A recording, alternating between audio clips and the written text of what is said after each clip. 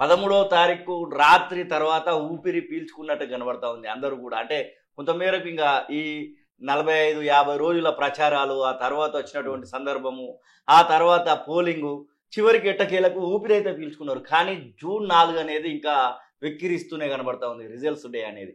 ఎట్లా ఉంటుంది అనుకుంటున్నారు? That is a beautiful day యాక్చువల్గా. రిజల్ట్స్ అనేవి మనము పడ్డ శ్రమకు ఎంత మేరకు ఫలితం వచ్చిందనేది. అది ప్రజాస్వామ్య దినం నా దృష్టిలో. ఇంకా మ్యాండేట్ ఎట్లా వచ్చినా అది మనం అంగీకరించాల్సిన దినం. సో 13th వరకు కొట్లాడుకున్నాం. అవును, దట్స్ ద ఎండ్ ప్రాసెస్. ఇప్పుడు ప్రజలు ఇచ్చిన తీర్పు ఈవీఎంలలో బందీగా ఉన్నది. అది రేపు విడుదలతోనే నాయకులను పుట్టిస్తుంది అది. సో దాని కొరకు వెయిట్ చేయాల్సింది. దేశంలో కూడా పెద్ద ఎత్తున చర్చ జరుగుతున్నది. ప్రభుత్వ వ్యతిరేక ఓటు, కాంగ్రెస్, ఇతర ఎన్డీఏ కూటమి. కానీ ఇక్కడ తెలంగాణలో మొదటి నుంచి అనుకుంటున్నట్టుగానే బీఆర్ఎస్ డిక్లైన్ అనేది కొంత జనానికి కన్ఫ్యూజన్ క్రియేట్ చేసింది. ఎటువైపు ఇప్పుడు మా ముఖ్యమంత్రి గారు కూడా తన అంచనాతో చెప్పిండ్రు. అంటే బీఆర్ఎస్ పెర్ఫార్మెన్స్ని బట్టి కాంగ్రెస్ సీట్లు పెరుగుతాయా తగ్గుతాయనే అంశాన్ని చాలామంది డిఫరెంట్గా తీసుకుంటుండ్రు. కానీ ప్రతి ప్రాంతంలో సెకండ్ హైయెస్ట్ పార్టీగా ఉన్న పార్టీ థర్డ్కి వెళ్ళిపోవడం, అది టిల్ట్. మేము కాంగ్రెస్ పార్టీకి ఎక్కువైంది అంటున్నాం, న్యాచురల్గా బీజేపీ వాళ్ళు మాకే వచ్చింది యాంటీ గవర్నమెంట్ ఓటు అనేది జాతీయ స్థాయిలో జరుగుతున్న ఎన్నికలు.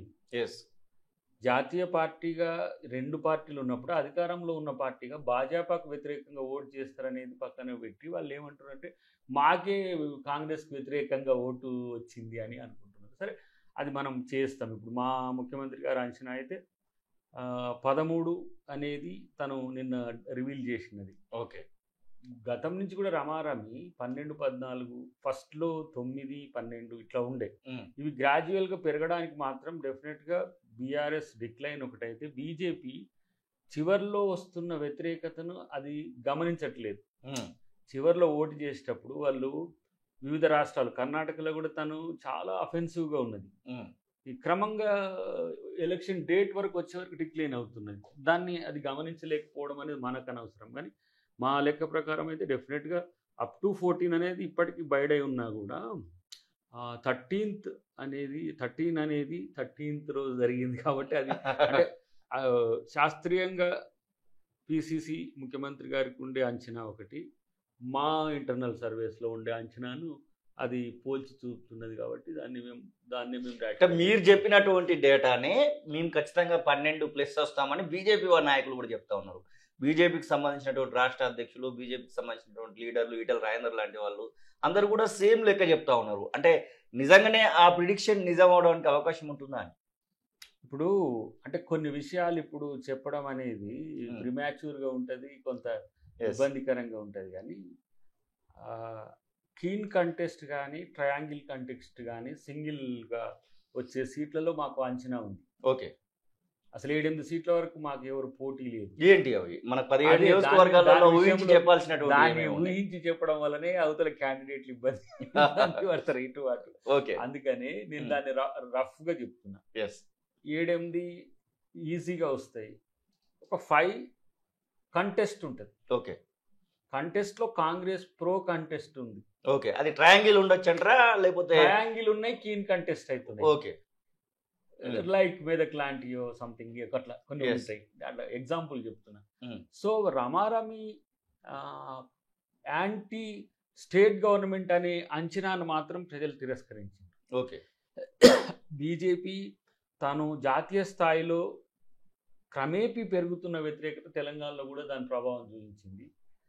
ఆంధ్రప్రదేశ్లో కూడా అంటే నా అంచనా చూస్తున్నా కదా నేను, బీజేపీ అలీస్గా ఉన్న వాళ్లకు అనుకున్నంతగా రావట్లేదు. గెలుస్తారా ఓడతారా అనే విషయం పక్కన పెడితే, ఇటు ఎన్డీఏ కూటమిగా ఉన్న బాబు గారు కానీ, అటు ఎన్డీఏ కూటమిగా కాదు అనుకుంటున్న జగన్ కానీ ఆయన ఎన్డీఏ కూటమి మీన్స్ వాళ్ళు అల్టిమేట్గా కాంగ్రెస్తో లేరు. ఎంపీలు ఎవరు గెలిచినా కూడా అది బీజేపీకే పోతాయి. సో రేపటి జరిగే పరిణామాల్లో బీజేపీ డిక్లైన్ అయితే జగన్ ఇటు పోతాడు, బాబు ఇటు పోతాడు అనే చర్చ పక్కన పెడితే, ఓవరాల్గా సౌత్లో కానీ నార్త్లో కానీ బీజేపీ వ్యతిరేకత కాంగ్రెస్కి అనుకూలం అనట్లే. కాంగ్రెస్కు ప్రభుత్వం వైపు తీసుకుపోయే చర్చ అయితే నేను సోషల్ మీడియా అనేది కాదు, చాలామంది నుంచి వస్తున్న సమాచారాన్ని చూస్తున్నాం. ఇప్పుడు ఈ మొన్న ఫేస్ మాత్రం, బట్ తెలంగాణలో మాత్రం డెఫినెట్గా కాంగ్రెస్ అంచనాలకు తగ్గకుంటుంటుంది అనేది నా యొక్క అభిప్రాయం. ఇప్పుడు ఉన్నటువంటి ప్రకారము ఇంకా బరేలీకి సంబంధించినటువంటి విషయంలో మీ జాతీయ నాయకులు అక్కడ పోటీ చేస్తూ ఉన్నారు. ఇంకా చాలా 7 ఫేజులలో 4 ఫేజులు మాత్రమే ముగిసినటువంటి పరిస్థితి. మిగిలినటువంటి ఫేజెస్లో ఎట్లా ఉండొచ్చు అనుకుంటున్నారు? కేజ్రీవాల్ బయటికి వచ్చినటువంటి నేపథ్యంలో ఇండి కూటమికి అది ఏ రకమైనటువంటి మేలు చేకూరుస్తున్నారు? ఏమైందంటే వాళ్ళు సెగ్రిగేషన్ అనేది ఎట్లా అయిందంటే టఫెస్ట్ ముందు పెట్టుకున్నారు. ఎస్, సౌత్తో కూడినవి లేకపోతే వాళ్ళ స్టేట్లు లేనివి, వాట్లల్లో వ్యతిరేకత కామన్. అవును, ఎందుకు బలం లేని దగ్గర ఇప్పుడు కేరళలో బీజేపీ గురించి ఆలోచించిన, తమిళనాడులో బీజేపీ గురించి ఆలోచించిన అదొక విచిత్రమైన వార్త అవుతుంది. వాళ్ళు కర్ణాటకకు వచ్చినప్పుడు ఇప్పుడు కొంత తెలంగాణ ఇది బీఆర్ఎస్ పార్టీ కొంత నష్టపోతున్న క్రమంలో ఇక్కడ అంచనా వేస్తున్నారు. కానీ అక్కడ జరిగిన ఫేస్లలో కూడా ఈ 3 ఫేస్లలో కూడా వాళ్ళకు అనుకున్నంతగా సానుకూలత లేదు. ఓకే, కేజ్రీవాల్ ఎఫెక్ట్, అసలు కేజ్రీవాల్ని కవిత గారు ముందు అరెస్ట్ అయ్యిండ్రు. అవును, ఆమె ఎవిడెంట్గా అరెస్ట్ అయ్యి మీన్స్ ఎవిడెంట్గా పిలువబడి వన్ ఆఫ్ ది కాన్స్పైరర్గా ట్రీట్ చేసి ఆమెను ముందుగానే జైల్లో పంపించింది. అవును, ఆ కేసులో చీఫ్ మినిస్టర్గా ఉన్న ఢిల్లీ ముఖ్యమంత్రిని ఎందుకు బీజేపీ రిలీజ్ చేసింది? ఓకే, ఈ కోణం ఎవరికి అర్థం కావట్లేదు. కేజ్రీవాల్ ముఖ్యమంత్రి రిలీజ్ అయ్యిండు, ముఖ్యమంత్రి, ఎమ్మెల్సీ, ఎంపీ, కామన్ మెన్ వేరు ఉండదు చట్టం దృష్టిలో. ఓకే, సమ్ టైమ్స్ ఒక స్పెషల్ వాళ్ళకు ఉంటుంది. కానీ ఇక్కడ కేజ్రీవాల్ గారిని రిలీజ్ చేయడం వెనుక అక్కడ ఆ 5 రాష్ట్రాల్లో వస్తున్న వ్యతిరేకత, ఒకటి బనియాని, ఒకటి అగర్వాల్స్ అని కావచ్చు, వాటెవర్, ఒక చీఫ్ మినిస్టర్ను first ever in India okay, elections టైంలో పొలిటికల్ వెండెట్టాతో అంటే రాజకీయ కక్ష సాధింపుతో అరెస్ట్ చేయడాన్ని ప్రజలు జీర్ణించుకోవట్లేదు. ఢిల్లీ అంటే ఢిల్లీనే కాదు కదా, ఢిల్లీ అంటే హర్యానా, ఢిల్లీ అంటే పంజాబ్, ఢిల్లీ అంటే రాజస్థాన్, ఢిల్లీ అంటే మీకు ఏంది Uttar Pradesh, maximum part with Uttar Pradesh. అవును, సో ఉత్తరప్రదేశ్తో పాటు గుజరాత్లో ఆప్ ఉంది, తర్వాత పంజాబ్లో ఆప్ గవర్నమెంట్ ఉంది. సో ఈ 7-8 రాష్ట్రాల్లో మీకు ఇంపాక్ట్ అవుతున్నది. అందుకని ఇమీడియట్గా ఏదో మధ్యంతర బెయిల్ అన్నట్టుగా ఇచ్చి చేస్తున్న పరిస్థితి ఎందుకు వచ్చిందంటే బీజేపీ భయపడింది. మొదట్లో కేజ్రీవాల్ ప్రో బీజేపీ ఉన్నప్పటికి కూడా తను ఈ రాజకీయ చదరంగంలో బీజేపీతో కలిసి నష్టపోవాలనుకోలేదు.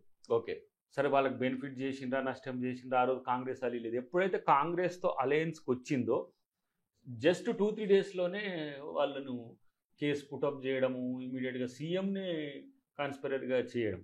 కానీ అక్కడ లెఫ్టినెంట్ గవర్నర్ అనేటువంటి ముఖ్యుడు, తనను సస్పెండ్ చేసిండు లేకపోతే రిజైన్ చేసిండు, బట్ ఆయనను తీసుకోలే ఇంతవరకు, ఆయనను కేసులోకి తీసుకోలే. ఎందుకు ఆయనను కేసులోకి తీసుకోలే?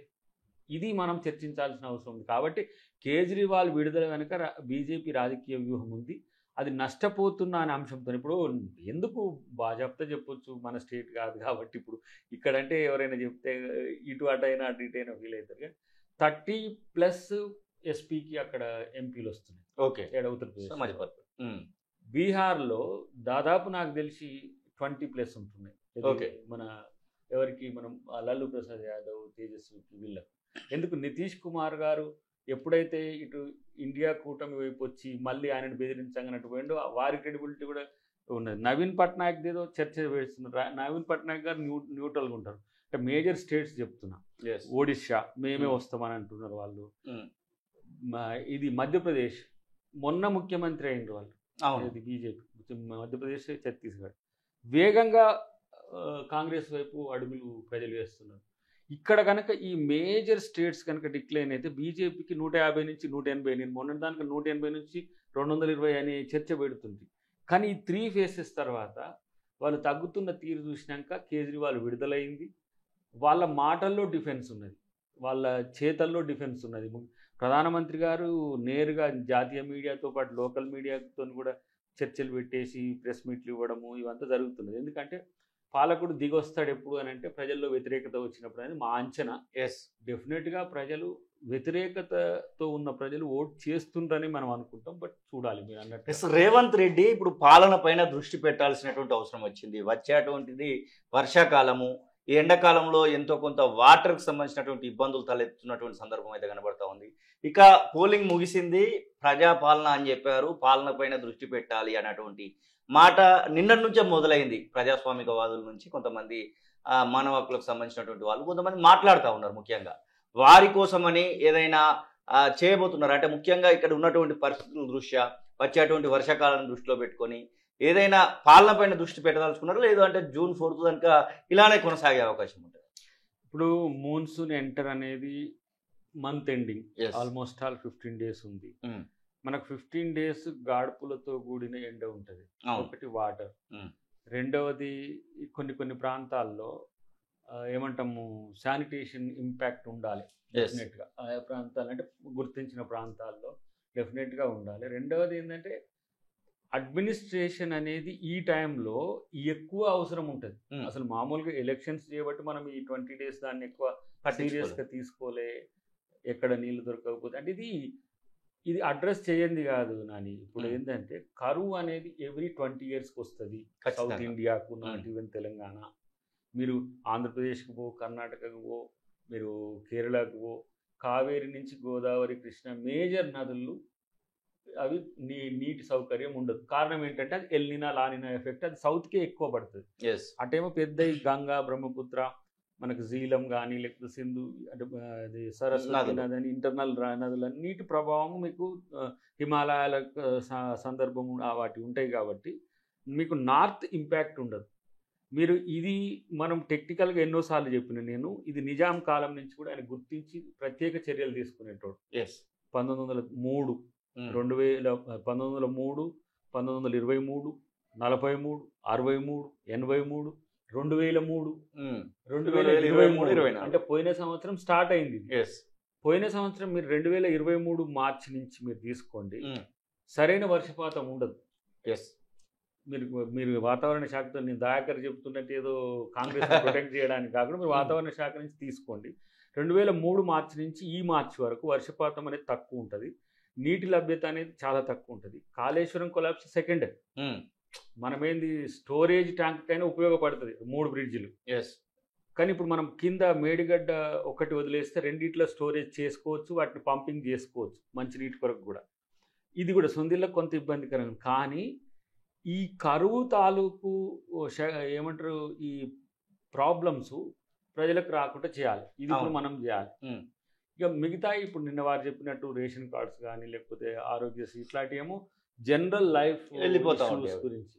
బట్ ఈ మధ్య కాలంలో ఎలాంటి డ్రాట్ టార్గెటెడ్ ప్రాబ్లమ్స్ కనుక ప్రజలకు వస్తే ఇమీడియట్గా కలెక్టరేట్ నుంచి, అంటే ఇప్పుడు కలెక్టరేట్ మీన్స్ బ్యూరోక్రసీలో ఇన్ని రోజులు వాళ్ళు ఎంగేజ్ అయి ఉన్నారు. అవును, మీన్స్ నోడల్ ఆఫీసర్స్ ఉన్నారు, రిటర్నింగ్ ఆఫీసర్స్ ఉన్నారు, ఒక్కొక్కరికి ఒక్కొక్క పని బాధ్యత ఉన్నాయి. సో వాళ్ళకు వర్క్ లోడ్ ఉంటుంది.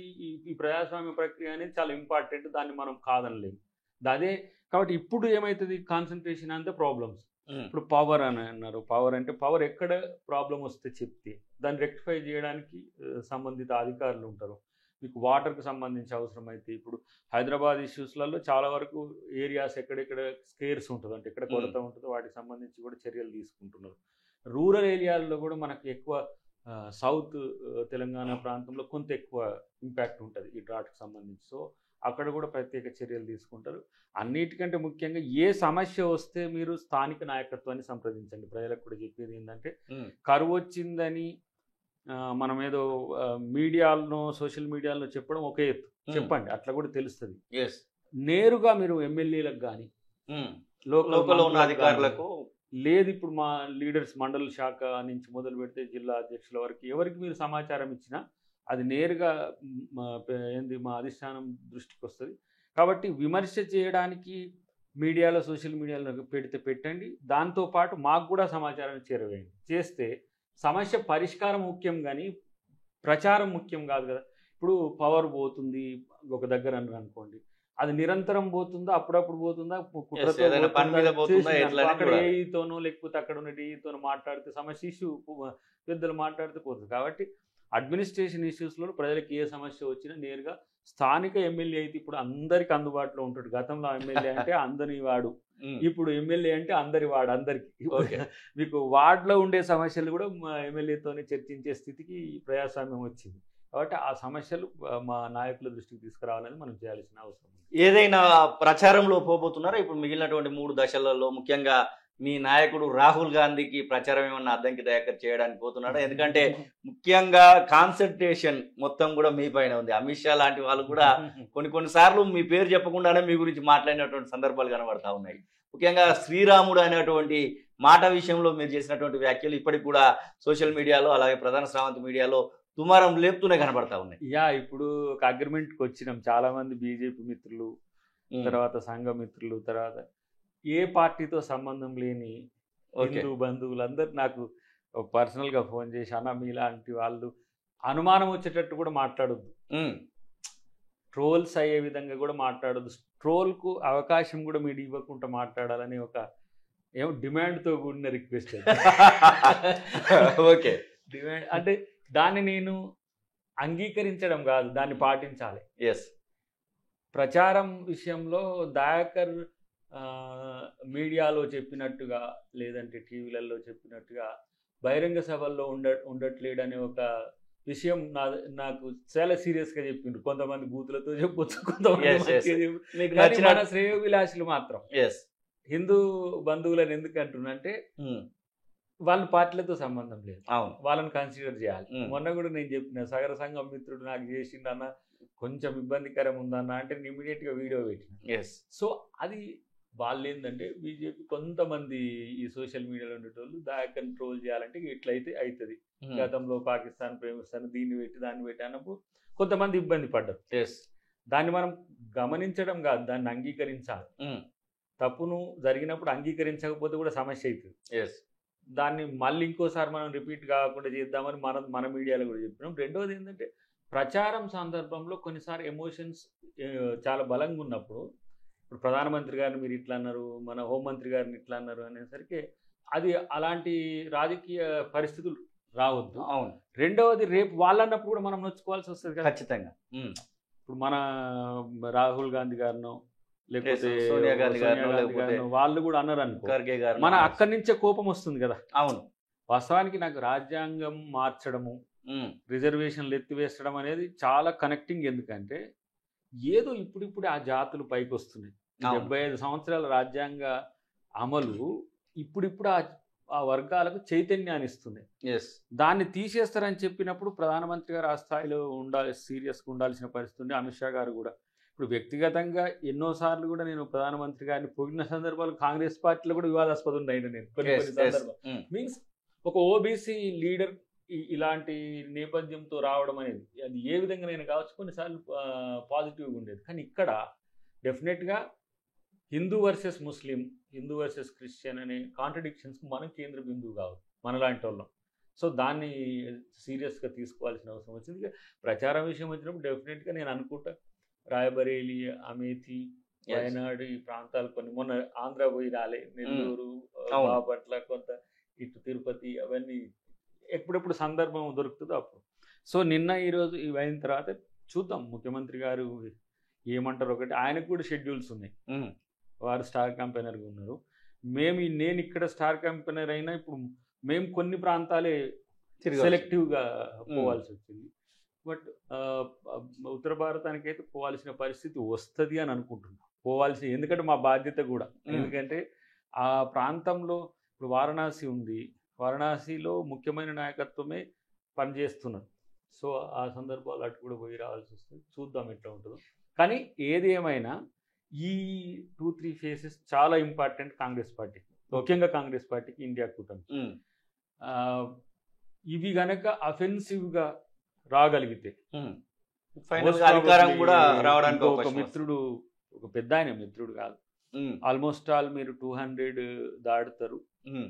కాబట్టి మీ రాహుల్ గాంధీ గారు కానీ, మీ ముఖ్యమంత్రి గారు కానీ, మీ మల్లికార్జున ఖర్గే గారు కానీ వీటిని కోఆర్డినేట్ చేసుకోవడంలో మంచి పాత్ర పోషిస్తే మిగతా అలయన్స్లో ఆటోమేటిక్గా వస్తాయి. కానీ ఈ ఆశ డెఫినెట్గా ఏ రాజకీయ పార్టీకైనా ఉంటుంది. కానీ మీరు చూడండి, అప్పటి నుంచి మతం రిజర్వేషన్ల మీద చర్చ జరిగింది.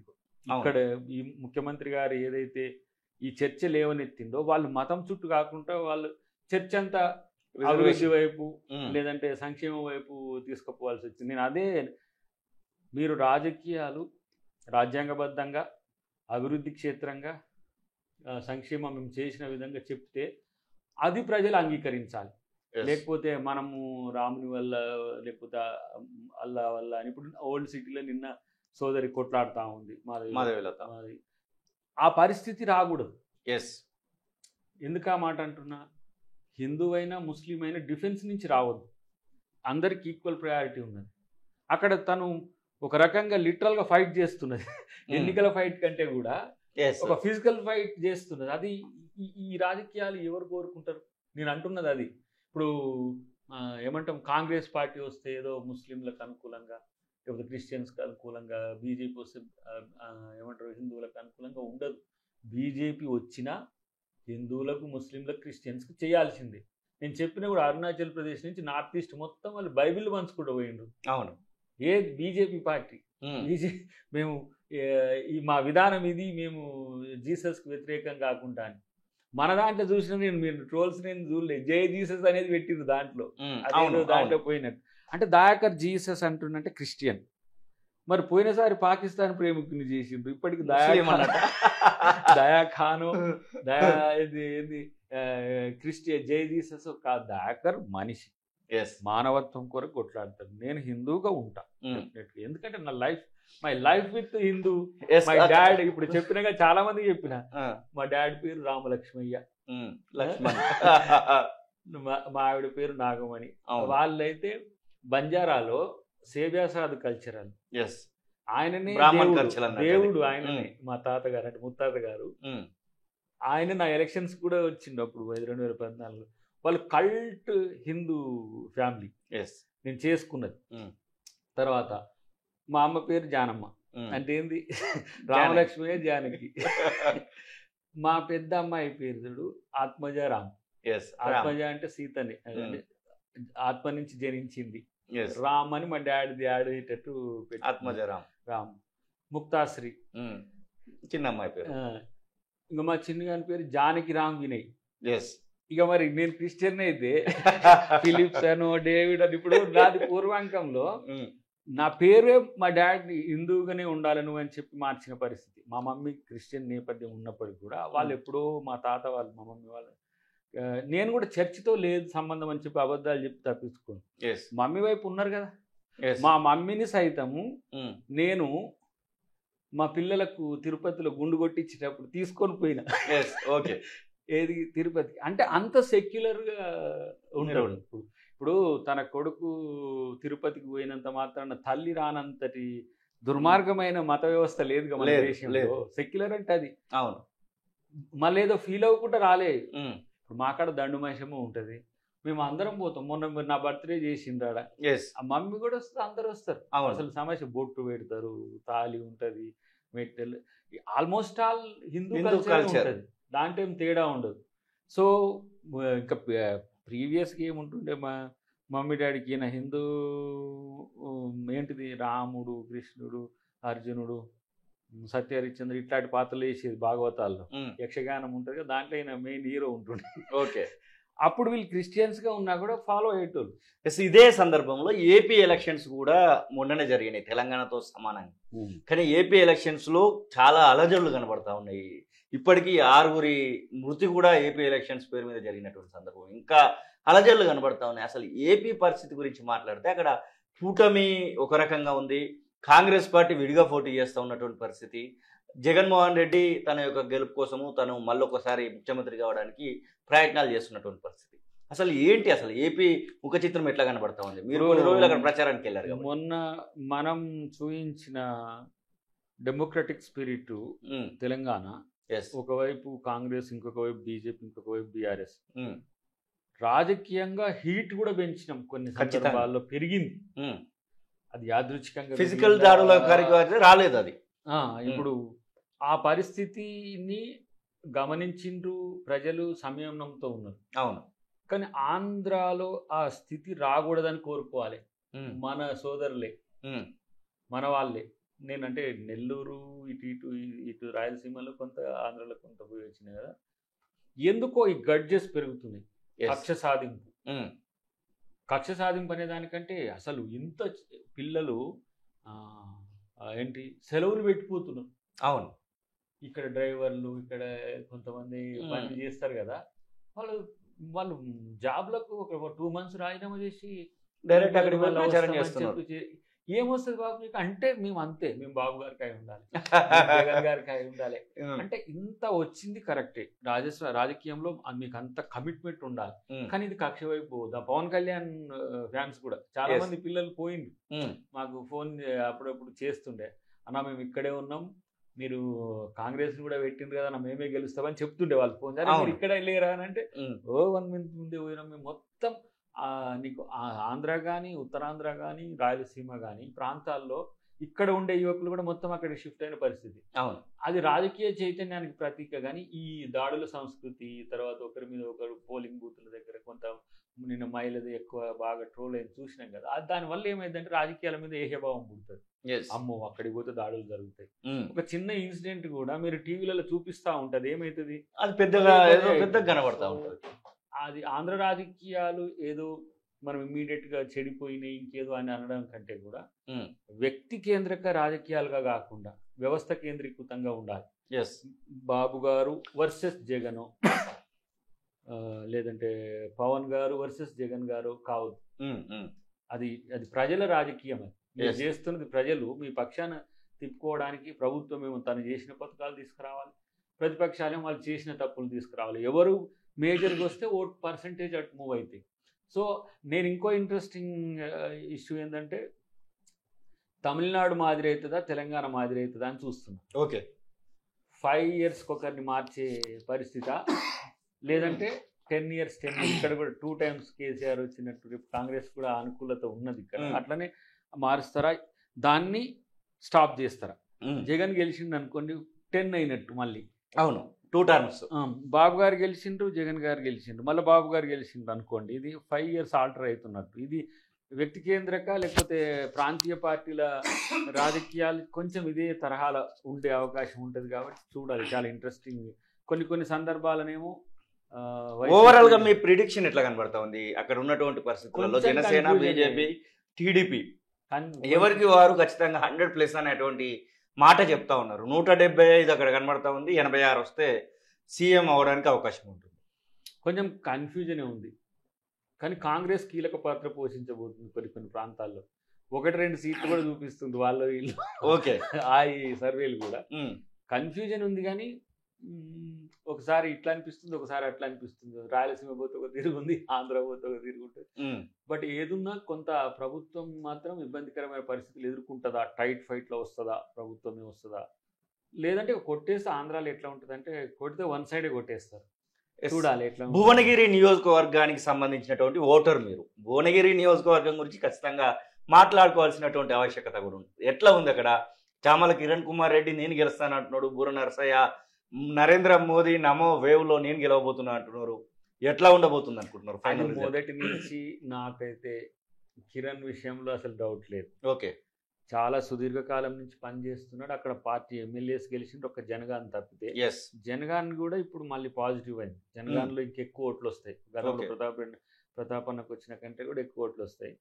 భువనగిరి అసలు ఆ రిస్క్ జోన్లో చాలా మంది మిత్రులు, మన మీడియా మిత్రులు కూడా అన్నారు. కానీ నేను ఎప్పుడూ చూడలేదు. ఎందుకంటే ఆ వేవ్ మనం కళ్ళారా చూసినాం. ఒక్కొక్క కాన్స్టిట్యున్సీలో 51, 70, 40, 3 లక్షల పైన మెజారిటీ కనబడతా ఉన్నది. ఇబ్రహీంపట్నం పెరుగుతుంది ఇంకా కొంచెం బాగానే, అంటే ఆ గతం కంటే కూడా. సో అది పెద్ద సమస్యగానైతే ఉండదు. నల్గొండ కూడా ఆల్మోస్ట్ వాళ్ళిద్దరు యంగ్స్టర్స్, నల్గొండ జిల్లా నుంచి న్యూ యంగ్స్టర్స్ ఎంపీలు కాబోతున్నాయి. నాకు ప్రత్యేకం, నేను ఇటు పోకుంటే ఇటు తిరుక్కుంటూ వచ్చినా, ఇటు పోయి ఇటు తిరుక్కుంటూ వచ్చిన చూసినట్టే మన వాళ్ళని మిత్రులను కనుక్కుంటప్పుడు కూడా నల్గొండ, ఉమ్మడి నల్గొండ జిల్లాలో ఉన్న 2 ఎంపీ సీట్లు కూడా మంచి మెజారిటీతో నూతన నాయకత్వాన్ని మన తెలంగాణకి ఇస్తారని నేను అనుకుంటున్నాను. అద్దంకి దయాకర్ పరిస్థితి ఏంటి అనేటువంటి ప్రశ్న మళ్ళీ తలెత్తడానికి వస్తుంది. ఎందుకంటే అన్నీ అయిపోయినాయి, ఎలక్షన్స్ అయిపోయినాయి, మళ్ళీ తర్వాత అధికారంలోకి వచ్చిర్రు, తర్వాత 130-140 రోజులు కావస్తుంది. ఎంపీ ఎలక్షన్స్ అనుకుంటే అవి కూడా పూర్తయినటువంటి పరిస్థితి. వాట్ అబౌట్ అసలు ఏంటి అద్దంకి దయాకర్కి ఏం జరగబోతుంది, అద్దంకి దయాకర్ని ఏ స్థానంలో చూడబోతున్నాం అనేటువంటి ప్రశ్న కూడా తలెత్తుతుంది. At the same time Addanki దయాకర్కి ఏదైనా పదవి ఉంటే ఈ ట్రోలర్స్ అయినా కానివ్వండి వీళ్ళకి కొంచెం భయం ఉంటుంది అనేటువంటి ఒక అది కూడా వినబడతా ఉంది. ఇప్పుడు ట్రోలర్స్ కొరకు భయపడనక్కర్లే, ట్రోలర్స్ కూడా తప్పు చేస్తే ట్రోల్ చేసుకోండి, అదే పెద్ద సమస్య కూడా కాదు. లేనిది ట్రోల్ చేయకండి, ఓకే అబద్ధాన్ని ఏదో మనం రాము క్రియేట్ చేయాల్సిన అవసరం అట్లా క్రియేట్ చేయకండి. మిస్టేక్ జరుగుతుంది కదా సంథింగ్. ఇప్పుడు పర్టికులర్గా ఎందుకు నాని, అమిత్ షా గారు హోంమంత్రి, వారిని మీరు అట్లా మాట్లాడేది లేకుండే నాకు వచ్చిన విమర్శలు చెప్తున్నా. వాళ్ళు మనం రిసీవ్ చేసుకొని మనం రిడ్రెస్ చేసుకుని మోదీ గారిని మీరు ప్రధానమంత్రి స్థాయి వ్యక్తిని మీరు అనొచ్చండి. ఎస్, ప్రధానమంత్రి స్థాయి వ్యక్తి అద్దంకి దయాకర్ కాడు. కాబట్టి మనం రాజకీయ నాయకులమైనప్పటికి కూడా ఆ విషయాలు రెండింటిని వ్యక్తిగతంగా విమర్శించే విషయంలో మనం కానీ రాముని దయాకర్ దిక్కిండు, హిందువుల వ్యతిరేక వీడియో మొత్తం చూడండి. అవును, నేనేమంటున్నంటే ఆయనకి చిన్న పెద్ద అయితే నన్ను గన్నోడే మా రాముడు కదా, మా అయ్యే కదా, నా ఇంట్లోనే ఉండే. సో అట్లా చేయకండి. ట్రోల్ చేసుకుంటే తప్పు జరిగినప్పుడు డెఫినెట్గా ఒక సందర్భము అటువైపు ఎక్కువ అన్న కూడా ఏం నష్టం లేదు. కానీ పదవితో వీటిని ఆపమని కూడా కాదు. పదవి విషయంలో ముఖ్యమంత్రి గారు పదే పదే దాన్ని ఇన్సిస్ట్ చేస్తున్నారు, మంచి పదవి మంచి పదవి అనేది.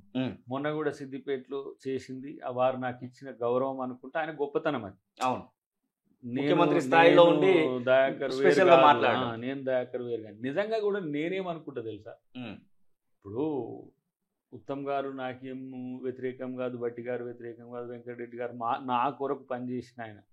ఇంకా మాసం 2014-18లో వీళ్ళు ఆ స్థాయి నాయకులన్నా ఉన్న రేవంత్ గారితో నాకున్నది వేరు. ఓకే, గతం నుంచి కూడా ఉన్నది వేరు. ఆయన నన్ను ఓన్ చేసుకునే తీరు అట్లా ఉంటుంది. ఇప్పుడు ఆ సగం ముఖ్యమంత్రి అన్న కాంచి సమస్య నాకు వచ్చి పడ్డది. ఇప్పుడు ఇదొక పెద్ద ఏంది ముఖ్యమంత్రి గారు నిన్ను ఇట్లా గౌరవిస్తారంటే, గౌరవం కాదు, ప్రజలు ఇచ్చిన గౌరవాన్ని ఆయన అందరికి పంచుతున్నాడు. ఇప్పుడు నా తర్వాత ముఖ్యమంత్రిగా కాగల అర్హత ఉన్న వ్యక్తి వెంకటరెడ్డి అని చెప్పారు. అరే జగ్గన్నేం తక్కువడా, జగ్గారెడ్డి గారు ఆయన మొత్తం పెత్తనం ముఖ్యమంత్రి కార్యం తనదే అని. ఎందుకు అని అంటే అదేదో బ్రహ్మ పదార్థము, నేనే గొప్పవాడిని, మీరేమో తక్కువ వాళ్ళు కాదని అందరికీ ఆయన గొప్పతనంతో అట్లా అంటున్నాడు. డెఫినెట్గా నాకు ఇచ్చే పదవి కోసం వెయిట్ చేయకుండా నేనేం చేయాలనే దాని దగ్గర ఇప్పుడు ఆలోచిస్తున్నాను. ఇప్పుడు ఫర్ ఎగ్జాంపుల్ నాని, ఇప్పుడు ఈ 5 months ఎలక్షన్స్ ఉన్నాయి, నడిచిపోయింది. ఇప్పుడు June 6 తర్వాత నేను ఇక పార్టీ కార్యక్రమాలు చేయాలంటే ప్రభుత్వంతో కూడిన కార్యక్రమాలు చేయాల్సి వస్తుంది, హోదాలు లేకపోతుండే సమస్య. ఇక మళ్ళీ దయాకర్కి ఎప్పుడు ఇచ్చిరని ప్రతి దానిలో పంచాయతీ. మరి ఏది మంచిగా ప్లాన్ చేసే అవకాశం ఉంది? ఉన్న పదవుల్లో దేన్ని మార్చి 2025 వరకు ఉన్నాయి కొన్ని పదవులు. అవును, అటు తర్వాత 26లో ఉన్నాయి. సో ఏ రకంగా నా సేవలను పార్టీ వినియోగించుకుంటుందో అదొకటి.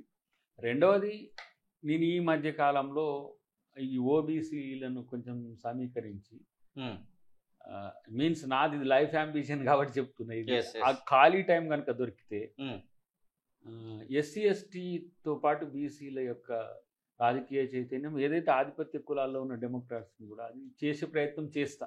ఎందుకంటే చట్టసభలో రిజర్వేషన్లు అనేది ఒక కలగా ఓబీసీకి మిగిలిపోయిన క్రమంలో టైం మిగిలితే, ఒకవేళ ముఖ్యమంత్రి గారు ఆదేశించి ఏదన్నా పదవి వస్తే మాత్రం మళ్ళీ దాన్ని ఇచ్చేసి వీళ్ళకి చేయాల్సి వస్తుంది. రెండవదిగా మూవీ అట్లనే పెండింగ్ ఉన్నది, సెన్సార్ కాలే, అది ఇయ్యలేదు సెంట్రల్ గవర్నమెంట్. అంటే ఏదో కొంత జాతీయ రాజకీయాల పట్ల ఉంది కాబట్టి ఎలక్షన్స్ ముందు అనేది ఇవ్వకపోవచ్చు దాన్ని. ఇక మిగతా కాలం అంతా కూడా పార్టీకి నా సర్వీసెస్ అయితే ఎప్పుడు ఉంటాయి కదా. మీడియా సర్వీసెస్ అనేది ఆల్వేస్, నేను ప్రధాన కార్యదర్శిగా ఉన్నా మీరు అధికార ప్రతినిధి చేస్తారు, నేను అధికార ప్రతినిధి ఉన్నా చేస్తారేమంటారు. మీడియా, ప్రభుత్వం తన పథకాలు సంబంధించిన అంశాలని నిరంతరం ప్రజలకు చేరవేయడం ఒకటి. రెండవది, ప్రభుత్వంతో ఇప్పుడు మొన్న చెప్పినా కదా కొన్ని అంశాలు నా దృష్టికి వచ్చినాయని కూడా మంత్రులకు ముఖ్యమంత్రి దృష్టికి తీసుకుపోవడం, దాన్ని రెక్టిఫై చేయడం, ఇది కూడా మేజర్ పార్టీ అవుతుంది. కాబట్టి ఊకనే హామీలకు కొట్లాడి చివరగా కాంగ్రెస్ పార్టీ కంటే ఒక్క సీట్ ఎక్కువ వచ్చినా బీజేపీ పార్టీ ఇక్కడ ప్రభుత్వాన్ని కూల్చేస్తుంది అన్నటువంటి ఒక వాదన కూడా వినబడుతుంది. ముఖ్యంగా రాజకీయ విశ్లేషకులు మాట్లాడుతున్నటువంటి మాట ఇది. నిజంగానే అట్లాంటి పరిస్థితి వస్తే ప్రభుత్వం కూలడానికి అవకాశం ఒకవేళ వస్తే అసలు ఎలాంటి నిర్ణయాలు తీసుకోబోతున్నారు? నిర్మల నా కోపానికి కారణం ఏందో గమనించిన వాళ్ళు అమిత్ షా గారిని అనడం తర్వాత ఈ కూల్చివేతల విషయమే కావచ్చు. ఇప్పుడు ఒక ముఖ్యమంత్రి మీద సోషల్ మీడియాలో వచ్చిన దాని మీద కేసు పెట్టేసి హోమ్ మినిస్ట్రీ ముఖ్యమంత్రి మీద కేసు పెడతారు. ఎంత సిల్లీగా ఉంటుంది అది. National home ministry Telangana CM మీద ఐడబుల్ డిజిగ్నేషన్ అది. సీఎం ప్రజాస్వామ్య వ్యవస్థ మీద ప్రజలకు నమ్మకం పోయే ప్రక్రియ అది. కేజ్రీవాల్ గారిని అరెస్ట్ చేయడం కూడా. ఇప్పుడు లెఫ్టినెంట్ గవర్నర్ అల్టిమేట్ డిసిషన్ మేకర్ని వదిలేసి మీరు కేజ్రీవాల్ గారి మీద పడ్డారు. మళ్ళీ అంతకంటే ముందు అరెస్ట్ అయిన కవిత గారిని మళ్ళీ వదలలే. మళ్ళీ మీ రాజకీయాల కొరకు వదిలి రాజకీయాల కోసం ప్రభుత్వాన్ని వాడకండి. ఏకాఏకి హోమ్ మినిస్ట్రీ కేసు పెడుతుంది ఒక ముఖ్యమంత్రి మీద, సమన్స్ ఇష్యూ చేస్తుంది, మీరు రావాలంటది. ఎలక్షన్ టైంలో ఇప్పుడు ఏంది ఆపద్ధర్మ హోంమంత్రి గారు అట్లా చేయొచ్చా అంటే అన్నందుకే నేను అప్పుడు అన్నది మీరు రేవంత్ రెడ్డి గారిని ఏం చేయలేరు అని దాని నుంచి వచ్చిన యాంగరే ఇది. ఎందుకంటే ఇక్కడ తెలంగాణ ప్రజలు చాలా కష్టపడి ఒక రకంగా ఇప్పుడు కేసీఆర్ గారు మనకు సాఫ్ట్ కనిపిస్తారు కానీ పూర్తి చంద్రముఖిగా మారిన చంద్రశేఖర్ రావు గారిని ఎదుర్కోవడానికి ఎంత ఫైట్ చేయాల్సి వచ్చింది. కాంగ్రెస్ అంటే ఇష్టం లేకపోయినా చేతి గుర్తుకు ఓటేసిన పెద్దల్ని నేను చూసిన చాలా మంది. దయాకర్ ఎంత చేసిరా మీరు, మీకు ఓటేయాల్సి వచ్చింది మాకని. అంటే జీవితంలో ఆ చెయ్యి చేతికి ఓటేయలే. అయినా కేసీఆర్ గారిని వ్యతిరేకించడానికి మాజీ మావోయిస్టుల నుంచి మొదలు పెడితే చాలా మంది ఇటువైపు డైవర్ట్ అయ్యి న్యూట్రలిస్టులు మొత్తం కాంగ్రెస్ ఓటేసి గెలిపిస్తే ఒక్క సీట్ ఎక్కిస్తే కూలగొడతాం, ఒక్క సీట్ వస్తే మరి మాకు రేపు ప్రభుత్వం వస్తే బీజేపీ ప్రభుత్వాన్ని కూలగొడతామా? రేపు కేంద్రంలో వస్తే కూలగొట్టాలనా? అదా సంస్కృతి? ఒక్క సీటుతో కేరళలో ఎట్లా ప్రభుత్వాలు ఒక్క సీటు మెజార్టీతో ఎట్లా ఫామ్ చేస్తున్నాయి, ప్రజాస్వామ్యం ఎడిపోతున్నది. కాబట్టి అలాంటప్పుడు కొంచెం కాన్స్టిట్యూషన్ మీదనో కొంచెం విఘ్నులుగానో చదువుకున్న కోపం వస్తుంది డెఫినెట్గా. ఆ యాంగర్ నుంచి వచ్చిందే ఇదంతా కూడా. ప్రభుత్వాన్ని కూల్ చేస్తాము, మీరు ఇది చేస్తాము అని అంటే నేను మీరేం బీకేది లేదా నాయన, మీరు చేసుకోండి, మంచిగా చేసుకోండి, మీకు అధికారం వస్తే మీరే చేసుకోండి, కానీ ప్రభుత్వాన్ని కూల్చే పని ఎందుకు? ఒకవేళ మేమే ఫర్ ఎగ్జాంపుల్ చెప్తున్నా, మేము టీఆర్ఎస్ వాళ్ళని మొత్తం తీసేసుకున్నాం అనుకు అప్పుడు ఏమంటారు? ఇది మంచి పద్ధతి కాదు, సంస్కృతి కాదు. కాబట్టి నేనేమంటున్నా అంటే రేపు కాంగ్రెస్ ప్రభుత్వం ఉంటుంది, రేపు కాంగ్రెస్ ప్రభుత్వం దేశంలో వస్తుంది. కాబట్టి డబుల్ ఇంజిన్ సర్కార్ మీది కాదు, మాదవుతున్నది. కాబట్టి ఇంకేమో అవుతుంది ఇదవుతుంది అని ఆశలతో ఇప్పుడు ప్రజలకు ఎట్లుంటుంది అని ఇంట్రెస్ట్ ఎట్లుంటుంది అంటే ప్రభుత్వం ఇన్సెక్యూర్గా ఉందట కదా, పోతుందట కదా. ఈ చర్చ ఏమైందంటే ఓటుని టిల్ట్ చేస్తుంది. ఇది కూడా ప్రచారంలో ఒక భాగం. ఏది గెలిచేవాడికి ఇద్దాము అనేటువంటి ఫీలింగ్ క్రియేట్ చేస్తారు. గెలిస్తే ఈ ప్రభుత్వాన్ని ఉంచరట. ఇది రాజనీతి కాదు కదా. నేను అందుకని అబద్ధాలకు పెద్ద కొడుకుల్లాగా ఉండకండి బీజేపీ మిత్రులు, మీరు నిజాలతో ఉండండి. నేను అంటే మీన్స్ కిషన్ రెడ్డి గారు మీ ఆ స్థాయి అబద్ధాలు ఆడతారని నేనేమన్నా, లేకపోతే మన బండి సంజయ్ గారు వాళ్ళ దాన్ని మీరు డెప్యూట్ చేసుకుంటే ఏమైందంటే మీ క్రెడిబిలిటీ ఇక్కడ క్రైసిస్లో పడుతుంది. తెలంగాణ రాజకీయాలు ఉత్తర భారతదేశ రాజకీయాలు లెక్కనో, సౌత్ రాజకీయాలు ఉత్తర భారతదేశ రాజకీయాలు లెక్కనో అబద్ధాల మీద నడవవు. కాబట్టి ఇక్కడ కొంత తెలివితో ఉంటారు, వాటిని గమనించాల్సింది అవసరం. ఎక్కడికక్కడికి లోకల్ స్టాండింగ్ ఉంటుంది. కాబట్టి డెఫినెట్గా నేను అనుకుంటున్నా వాళ్ళకి ఆ పరిస్థితి రాదు. మంచిగా ప్రతిపక్షంలో కూర్చొని మన మోడీ గారు వస్తారా, అమిత్ షా గారు ఉంటారా, లేదంటే యోగి గారు వస్తారా, మీరు ప్రతిపక్ష నాయకులుగా రేపు భవిష్యత్తులో మంచి పాత్ర పోషించాలని కోరుకున్నాం. మరిన్ని వీడియోస్ కోసం ఛానల్ ని సబ్స్క్రైబ్ చేయండి, లేటెస్ట్ అప్డేట్స్ కోసం వాట్సాప్ ఛానల్ ని ఫాలో చేయండి, అండ్ లింక్ డిస్క్రిప్షన్ లో ఉంది.